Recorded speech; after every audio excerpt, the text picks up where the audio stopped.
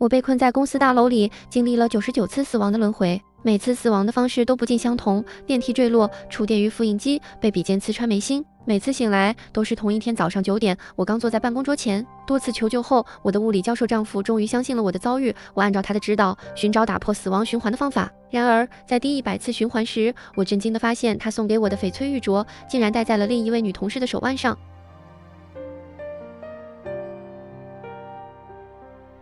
在第101次醒来时，我决定不再逃避，我要直面这个绝境，是要活着离开这座大楼。我的第一次死亡来得突然而猛烈。下班时，我和同事们谈笑着走向电梯，电梯门一开，我第一个踏入，随即感到一阵湿肿。电梯从18楼直坠而下，血肉模糊，死状凄惨。再次睁开眼，我看到了熟悉的白色办公桌，上面放着小笼包和热豆浆，窗外阳光明媚，同事们互道早安。我拿起手机，显示的是7月19日周五9点整。我摇了摇头，以为刚才只是幻觉。对面的黎千雪皱着眉头问我，脸色这么差，是不是又熬夜了？我塞了个小笼包进嘴，不熬夜怎么行？这个项目奖金20万呢，钱比你命还重要。黎千雪皮肤白皙，是我们公司的女神，追求者众多，但她一个也看不上，嫌她们满身铜锈。差不多，我说我没什么爱好，就喜欢赚钱，看着存款数字增长，感受着多巴胺和内啡肽的涌动。你真是掉钱眼里了。她直言不讳，然后优雅地递给我一个粉饼，遮遮黑眼圈。你一会儿还要向蓝总汇报，形象很重要。我感激地接过，拍了拍脸，还是你最好。半小时后，秘书通知我可以见蓝总了。我起身时发现汇报资料少了一页关键数据，急忙冲向文印室，手刚碰到复印机，一股强烈的电流贯穿全身。我惊恐地看着自己的手，它在复印机上冒着黑烟，变成了焦炭。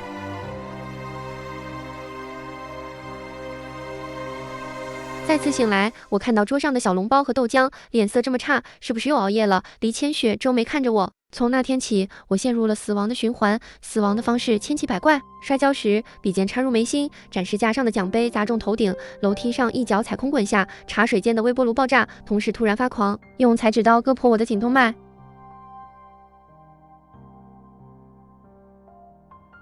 我陷入了绝望，每次死亡后，我都会在9点整醒来，听到黎千雪问我是否熬夜，周而复始，无一例外。我尝试过冷静，也尝试过疯狂。我报警，但警察认为我疯了。我试图逃离大楼，却在门口就死去。我甚至一整天坐在工位上不动，但快递中的蛇咬死了我。我尝试自杀，但死亡依旧如期而至。我像被困在茧中的蛆虫，绝望挣扎。我不知道为何会死，为何会重生，为何无法离开这座大楼。我多次求救，无人相信，包括我的丈夫顾以胜，他是大学物理教授。第2次重生时，我给他打电话，告诉他我的遭遇。他笑着问我，这次你想写关于平行世界的脑洞故事？我副业是写小说，偶尔会和他分享构思，有时还会角色扮演。他性格温和，有耐心，是个好听众。我带着哭腔说，以胜，我发誓，我没骗你，我已经死了2次了，我怕还要死。他笑出声，不错，这次演得很像。我今天答辩，手机要关机，晚上回家你再演给我看。每次通话都不超过2分钟，就被匆匆挂断，再打就是关机。后来我在死亡的恐惧中挣扎，始终找不到让他相信我的方法。第31次重生时，我意识到自己无法改变循环，选择了一种相对不那么痛苦的死法。中午12点，打开窗户，跳下去。不是不想活久一点，而是再晚死法就不可控了。那种提心吊胆，不知死亡何时降临的感觉更让人煎熬。于是每天9点到12点，我有3个小时的短暂存活。我建了个 Excel 表格，记录每次死亡的时间和方式。大部分时间我谁也不理，静静呆坐思考。第50次重生时，我突然想到一个问题：以胜的第一反应为什么会认为是平行世界？第2天，我在短暂的通话中问了这个问题。他回答，故事中的人每次死法不同，看起来像是进入了不一样的平行时空，为什么每次会死呢？或许因为结局是注定的，那为什么又会循环重生？他沉吟了一下，现代科学发展至今不过300年，世界很多现象暂时解释不了。随后又好笑地问，你写网络小说还需要这么严谨的理论支撑吗？科学解释不了，你可以从玄学上找。我哑然，你是物理学教授，还信这个？信，为什么不信？宗教和科学之间本来就有很多共通的东西，不是有个知名物理学家说过一句话吗？当科学家千辛万苦爬上山顶时，发现神学家已经在山顶等候几千年。旁边有人喊进场了，他又匆匆挂了电话。我坐在工位上想了很久，心里始终萦绕着一个问题：为什么我必死？我虽然是个孤儿，却从未自怨自艾，感恩国家救济，从小勤奋爱学，积极向上，与人为善。凭着肯吃苦和灵活的头脑，大学时打工赚到了第1桶金，又看准当时几只股票，实现资产翻了数倍。毕业后，我进入这家大公司，从基层干起，加班加点，每年拿到的奖金位列前几。很多人说我幸运，只有我自己知道，我只是把别人玩乐和谈恋爱的时间拿来了工作和赚钱。从小没家没亲人，钱就是我最大的底气。我虽然爱钱，但从不损人利己，占小便宜。每一分钱都来得正正当当，赚得光明正大，何以圣相遇时，我已经是一个实打实的小富婆。她也是从贫困中走出来的清贫学子，完全理解我，体谅我。这几年，我们互相支撑，取长补短，终于各自开拓出属于自己的一片天地。我是拿着高薪的项目总监，他成了体面的大学教授。2年前，我们在他老家举办婚礼，约定相守一生。美好的生活刚刚开始，我甚至还没来得及享受。为什么我必死？正当我沉浸在无比的沮丧和愤懑中，眼前出现一根白皙修长的手指，关节微曲，在我桌面敲了敲。安哥，你大白天梦游呢？我抬头，老板蓝霄双手环抱，颀长的身躯倚在我办公桌沿上，在侧头盯着我。我叹了一声，走到窗子边，打开窗户，跳了下去。坠落瞬间，我又看见蓝霄变形的脸，茫然、震惊、惊恐。静坐思考果然有用，我想出了一个办法。顾以胜有个学生叫关淼，我和他很熟，也是今天答辩。大概11点半，我拨通了他的电话。师母您好。电话里传来朝气的少年音时，我吁了一口气。你上午和顾老师一起参加答辩会了？对，我刚答辩完出来，顾老师他们中午不休息，你要找他估计得等到晚上。我不找他，我找你。接下来我详细询问了上午答辩现场发生的情况。挂电话时，蓝霄穿着一身利落西装，迈着长腿大步走过来。安哥，你大白天摸鱼呢？说好的项目汇报呢？让老板一直等，你觉得合适吗？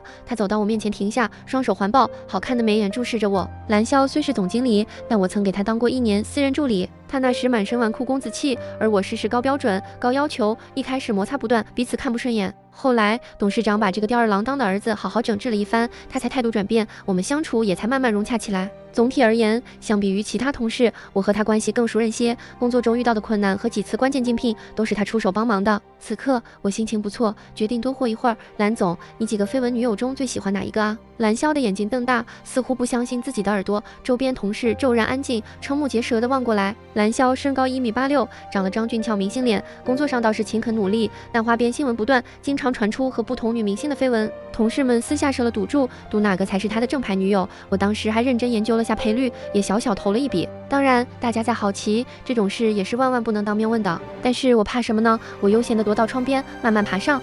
在有限的时间内，他搜寻了国内外所有相关的报道案例，结合我的处境进行各种推理分析。为了尽可能延长我的生存时间，他将我遭遇过的所有死亡威胁详细绘制成逃脱路线图。在我无数次因恐惧未知的死亡而想要放弃时，他哽咽着对我说：“安哥，我们不是一直想要一个孩子吗？就当是为了我，为了孩子，你一定要坚持下去。”他真的很想帮我逃出这个循环。顾以胜成了我在绝境中唯一的依靠。下午5点，同事们开始收拾东西，准备下班。夕阳透过窗户斜射进来，带来一丝温馨与从容。我静静地坐在位置上，没有动。这是我第一次撑到这个时间点。循环的开始就是下班时的电梯事故。这段时间，我看了很多惊悚电影和神秘学书籍，让我不得不警惕墨菲定律。如果这次死亡后又开启了新的循环，那岂不是要重新从早上9点开始？我不敢冒这个险。黎千雪从我身边走过，用她那冷艳矜持的表情看着我，怎么还不走？今晚不是要庆祝结婚纪念日吗？我愣了一下，你怎么知道？她眼中似乎闪过一丝恼怒，撇了撇嘴说：“你之前不是提过吗？是吗？”我从不习惯在公司谈论私事，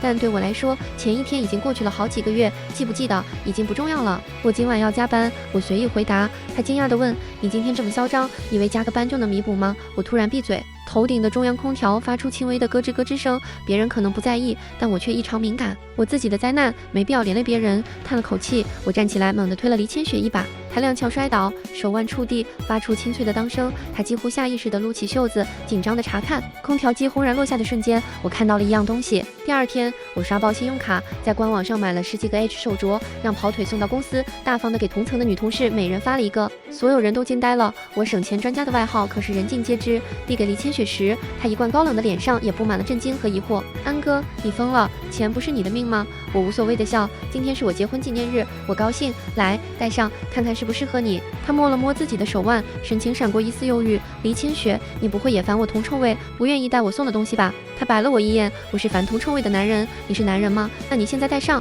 他无奈摇头，撩起袖子，取下了原本手上的翡翠镯。我不经意地拿起那个翡翠镯，把玩着。这个镯子不错，一缕紫又有一缕绿，我记得好像叫春带彩，很贵吧？他略显紧张地从我手里拿回去，随意笑了一下，就那样，20多万吧。这个花色很少见，谁送的啊？我笑着问。我妈传给我的。声音罕见地溢出一丝慌乱。我静静地看着他，不说话了。这个镯子我见过，昨天黎千雪摔倒时，我一眼就认出来了。而我见到这个镯子是在顾以胜学校办公室的抽屉里。循环日开始前1周，我去找顾以胜，在办公室等他时，意外发现抽屉里放着一个精致的黑色皮盒，里面就是这只春带彩。因为花色特别，印象很深刻。我当时以为是他提前准备的周年礼物，虽然心疼不该花这么大笔钱，但想到毕竟是顾以胜的心意，而且我也从来没有一件像样的首饰，便高高兴兴假装不知道。如果不是这场诡异的经历，我今晚一定满心期待收到这只镯子。可此时此刻，镯子却戴在黎千雪的手上。我又想起一件几乎快遗忘的事，黎千雪是2年前顾以胜介绍来公司的。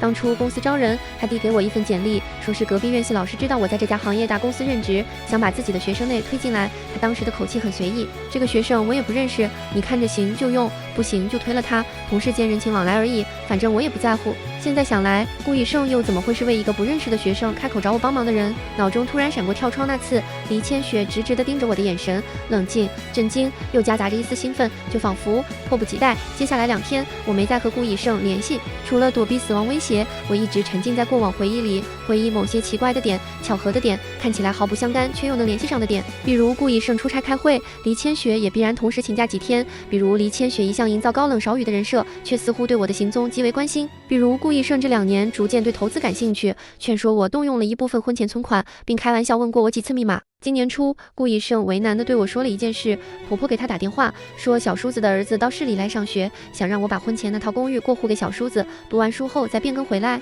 我拒绝了。小叔子有赌博家暴时，婆婆更是过分精明，当初看我是孤儿，彩礼临时变卦，1分没出，我也因此曾一度犹豫要不要结婚。顾以胜对自己的原生家庭痛苦又无奈，主动提出婚后我不用与他家人往来，他的家人他自己负责。拒绝过户后，婆婆找顾以胜哭闹过几次，甚至给我打电话，大声咒骂我天煞孤星。小叔子更是威胁说天不收我，他来收。顾以胜得知后，差点与母亲和弟弟决裂。我一直觉得自己是生活在顾以胜的保护之下的，结婚3年，感情和睦，相敬如宾。我很庆幸自己找到一个能懂我、包容我的丈夫，对他也一直毫无保留的信任。除了一件事，那笔450万的账户密码，我从始至终没有告诉过他。当时结婚时就说好，各自婚前财产不并入小家庭。这笔钱是经历太多没钱的苦厄而安全感匮乏的我，面对一切困难的底气，我不敢相信顾以胜了。如果他这2年和黎千雪在我眼皮子底下暗度陈仓，如果他终于站在了自己妈妈和弟弟的一边，如果他根本不是表现出来的那么爱我，他会真心帮我吗？我在本以为触底的深渊中又继续下坠，向更黑更深处坠落。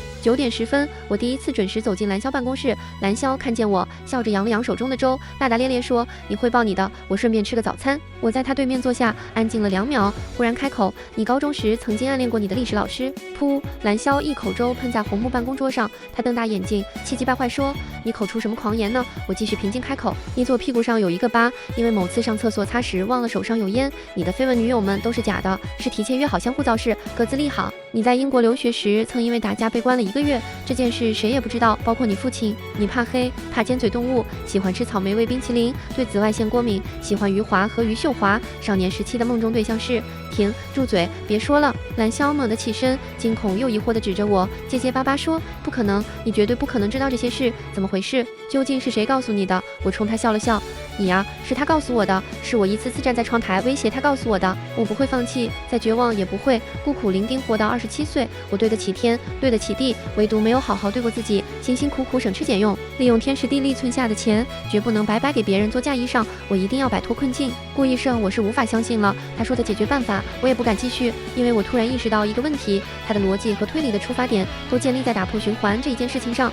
可必死的结果呢？如果我必死的结果不改变，打破循环的后果就是死，却不再重生。想通了这一点，我不得不怀疑我的死和顾以胜有脱不开的干系。我无法参透这其中可能涉及的科学、玄学或者什么宇宙 bug， 但我相信事情既然能发生，必然有与之相对应的消解办法。我需要有人帮忙，最佳人选就是蓝霄。蓝霄懵逼半个小时后，不得不相信了我。董事长多年信道，对风水和命盘有很深的造诣。身为儿子的蓝霄自小耳濡目染，对这些非正常事件接受度更高。我将所有一切对他全盘托出。说到对顾以胜的怀疑时，他气得拍而起，大声喝道：“渣男，安哥，让我来帮你揭穿这个伪君子的真面目。”蓝霄的声音充满了愤怒和决心。我静静地看着他，心中五味杂陈。曾几何时，我向顾以胜抱怨过无数次，蓝霄是如何的不可靠，如何的懒散，如何的令人讨厌。然而现在，唯一信任我并且我也能信任的人，竟然只有他。蓝霄思维敏捷，迅速抓住了问题的关键。这个循环的触发点是你的死亡，所以我们真正需要解决的不是如何打破循环，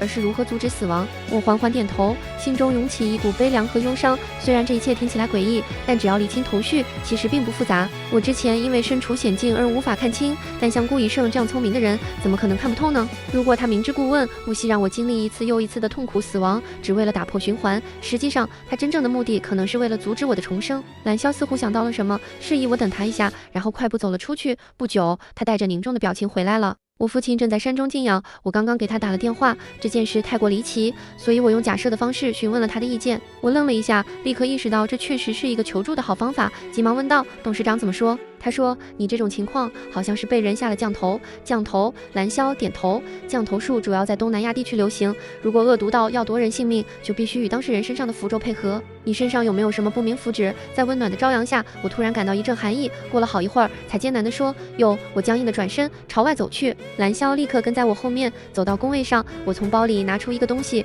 那是一张叠得整整齐齐的黄色符纸，上面隐约可见红色笔画构成的图案。这是顾以胜前段时间给我的，他说是他妈妈特意去庙里求来的求子符，嘱咐我一定要随身携带。我木然地坐下，眼眶通红。蓝霄沉默地看着我，眼中流露出不忍和同情。虽然我怀疑顾以胜，但那也只是毫无根据的怀疑。从内心来说，我如此决绝又迫切地求证，与其说是想证实，不如说是想证伪。他明明对我那么好，我答应他的表白时，他的惊喜和激动不是装的；我生病时，他流露出的担心和忧虑不是装的；我们结婚时，他哭红了的眼睛也不是装的。就算他出轨，又怎么可能要我的命？顾以胜是我在这个世界上唯一的亲人啊！那天剩下的时间，我难过的一直坐着，直到死去。第二天一睁眼，我直接给顾以胜打了视频电话。长久以来支撑我的某些东西轰然崩塌，我突然什么都不想管了，管他死不死，管他重生不重生，管他什么平行世界、循环宇宙、降头符咒，我就想当面要一个答案。视频接通，顾以胜英俊的脸出现在屏幕上。安哥，什么事？我2分钟后就要进场了，可能没法跟你说太久。我红着眼，一字一顿。顾以胜，你想要我的命是吗？他的脸闪过一瞬茫然。安哥，你说什么？安哥，你说什么？同时响起的还有坐在对面黎千雪的声音，他坐得离我近，显然听到了我刚才说的话，一脸震惊地注视着我。我盯着顾以胜，咬着牙继续开口：你给我的求子符其实是催命符，你想要我的命。顾以胜，我有什么对不起你？你为什么要这么对我？长久的恐惧和压力集中在这一刻，我终于情绪失控，几乎是嘶喊着说出来这几句话。这下不仅是黎千雪，整个办公室都安静了。所有人看向我，脸上布满惊讶和好奇，我完全不理会他们。顾以胜第一次见到我这么崩溃的模样，而这绝对不像演出来的。他神情严肃起来，沉声问：安哥，你发生什么事了？该进场了。旁边有人招呼，我尖叫：不准去！顾以胜静静看了我一会儿，转头对旁边的人说：我家里出了事，今天的答辩我不能参加了，麻烦帮我请个假。随后又看向我，声音沉稳地说道：你是不是哪儿不舒服？视频别挂，我现在去你公司等我，我带你去医院。我看着他往停车场急急走去，路上他一边开车一边不停安慰我：别担心，发生任何事我都会帮你，别急呀，我马上到了。他看上去一副真心焦急的模样，我实在忍不住冷笑起来。顾以胜，我真没想到你演技竟然还这么好，你不是想我死吗？为了黎千雪，还是为了你妈和你弟？说什么求子符，你竟然连下降头这种恶毒的手段都能想出来。黎千雪是谁？什么下降头？顾以胜眉眼微凝，满是担心的脸上霎时闪过一丝恍然。所以你是怀疑那个求子符有问题？他微微抿了抿唇，忽然方向盘一打，大声说：那我现在就证明给你看。他来到了市中心的灵泉关，一进关内，他随意找了个道士问：你们这请符的在哪儿？他开着视频，边走边对我说：安哥，上次给你的求子符在你身边，对吧？一会儿你直接把符展开给道长看，让他判断那张符是不是有问题。10分钟后，被一堆人围在中心的老道长对着摄像头给出了肯定的结论：这的的确确是一张求子孙符。我愣住了，半天没出声。顾以胜回到车上，温和地问：安哥，你是不是有什么误会，或者最近压力很大？好一会儿，我缓缓地开口：那黎千雪呢？他眉头蹙了起来。黎千雪究竟是谁？是他误导你这些的？我直勾勾盯着他的脸，留意他的每一丝表情。他不是你推荐来我公司的，我上次在你办公室抽屉看到的翡翠镯子，现在不是戴在他手上。顾以胜沉默片刻，低下头去。对面黎千雪一脸莫名其妙，撩起袖子露出那个镯子问：这个镯子，你说这个？顾以胜的声音同时响起，他手里举着个一模一样的翡翠镯子。我本来准备今天晚上送你，所以提前放在车里了。你说的是不是这个手镯？我愕然，李千雪也在对面拧着眉，无奈开口：“安哥，我听你的意思是不是误会什么了？这个镯子是之前追我的一个男人送的，我不想声张，所以说是我妈传给我的。”我大脑骤然间一片空白，难道之前的一切怀疑都是我凭空臆想？顾逸胜和黎千雪的表情都坦坦荡荡，甚至都带着一丝对我的担忧。我突然意识到，加在他们身上的怀疑，好像真的都站不住脚。视频里传来旁人的声音：“先生，我师傅叫你回去一趟，他说刚才还有事没说完。”顾逸胜疑惑地回到了老道长处，老道长一见他，立刻说：“你刚才手机对面的人还在通话吗？”在下一秒，我的屏幕上出现了老道长恭贺的脸：“你把手机对着你周围的环境转一圈，让我看清楚。”我虽然不明白他要干什么，但下意识依言照做。你左面墙上的八卦镜，右面过道的中型摆件，还有你前面柜子上的动物头骨，是你自己放的吗？我摇头。他低头沉吟，视频忽然挂断，我也没再打过去，愣愣地坐在位置上，消化刚才发生的事。10分钟后，顾以胜又打了过来，不过这次打的是电话，语气有些凝重：“安哥，刚才道长跟我说了一些事，你听了别紧张。什么事？”我疑惑至极。道长说，你身边的那些摆件像有人刻意布的一个阵法，叫天罡阵。这个阵法一般是用于建筑风水布局，但如果对人，则可能会有意想不到的危害。比如，他也不确定，只说类似于被借气运、接命盘之类的。我沉默许久，虽然不知是真是假，但宁可信其有，不可信其无。安哥，道长说的那些东西是谁摆在你旁边的？我转头看向走廊尽头的办公室，红木门紧闭，门头上有个小小的八卦镜，正正的对着我的工位。蓝霄。